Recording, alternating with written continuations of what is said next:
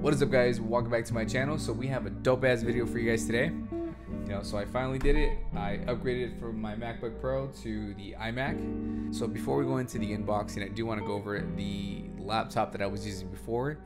And here we got the 2016 13-inch MacBook Pro. This was a refurbished MacBook Pro that I bought directly from Apple. At the time, I was just mainly going to be using this laptop for photography programs like Photoshop and Lightroom. When I did start messing more with Premiere Pro, even after ProResing and proxies, it was still kind of sluggish with the laptop. It wasn't really spec'd out for video editing. So here it is. We're gonna do the unboxing now. Now, a little disclaimer for the unboxing for the iMac. The AC went down here in the house, so we had two portable ACs in the upstairs here, and this thing was running non-stop, so it was loud as f here. So that's why I'm doing the voiceover. So the iMac came in a little early, and I thought it was a good idea. Let me just shotgun a few Trulies and let's just open it. And yeah, you can see I was pretty excited. Maybe it was the Trulies, maybe it was the iMac. I don't know. Didn't turn out good. I ended up fighting the box for like 30 minutes. No, it was only maybe like 10 minutes, but still, it's still annoying as fuck.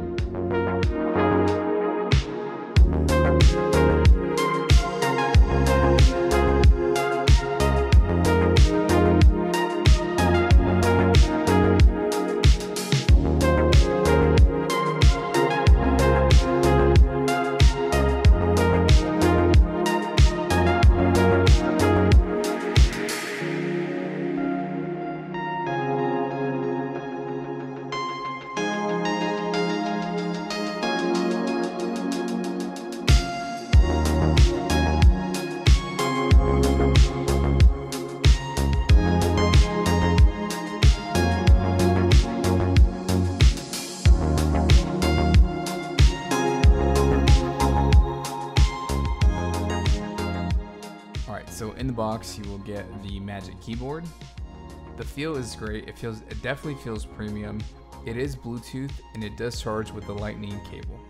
4 inches in depth, maybe about 10 inches width.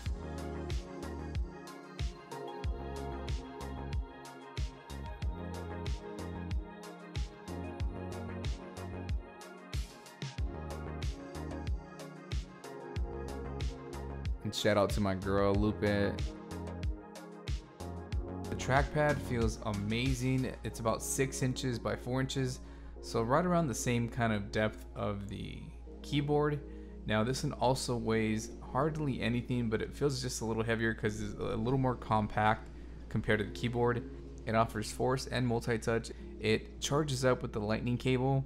I'm glad Lupe got this for me. I'm in love with the trackpad. It's a win for me. Alright, so let's check out the configuration that I went with. 27-inch model, we're going to go ahead and select that option to buy. Now there is 3 tiers that you can choose from. You can see these specs here. Now I am going to go to the 3rd tier, or the 3rd model, just because it does offer the ability to upgrade the GPU along with the CPU. Now as far as the display goes, we're going to go ahead and go with the standard glass. I already have a secondary monitor that does have like a non-reflective kind of coat on it. If I do need to edit for long periods of time and my eyes do get strained, I can just use the secondary monitor. Now as far as processors go, we're gonna go with a 10-core i9 processor. This might be the last Intel CPU in an iMac, so it's good to know that they did go out with a bang. Very powerful i9. As far as the graphics, we're gonna go ahead and max that out to the Radeon Pro 5700 XT with 16 gigabytes of memory. As far as the storage goes, we're gonna go with the 1 terabyte solid state drive. So the first thing that I'm doing here is I'm putting down a towel because I'm gonna upgrade the memory myself. Now, when you look at Apple's website, they're wanting to charge you a whopping $1,000. Hey yo, what the fuck? Just to upgrade from 8 gigabytes to 64 gigabytes. I'm not gonna really do a tutorial on it. It's really basic. You just pretty much, there's a little button right behind the power that'll take off this plate, and then this plate is where you can just put your memory sticks in there. So as you can see here, this one for 216 gigabytes, which equals 32, you can get that for about $119. So if you buy 2, you'll get 64 at about $238, which is a great savings compared to the crazy amount that Apple wants for the 64 gigabytes.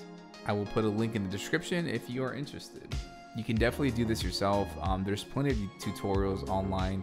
I'm not going to go into depth with it because people do it way better than I can. Alright, so pretty much now that we got the memory all installed, I'm just going to go ahead and take off the wrap and get this booted up and start signing in, downloading the applications. And another reason I went for this iMac was just to have a dedicated work desktop, so I can just put in hours on editing and just current projects. And here we go. This is the 27-inch 2020 iMac with maxed out CPU and GPU.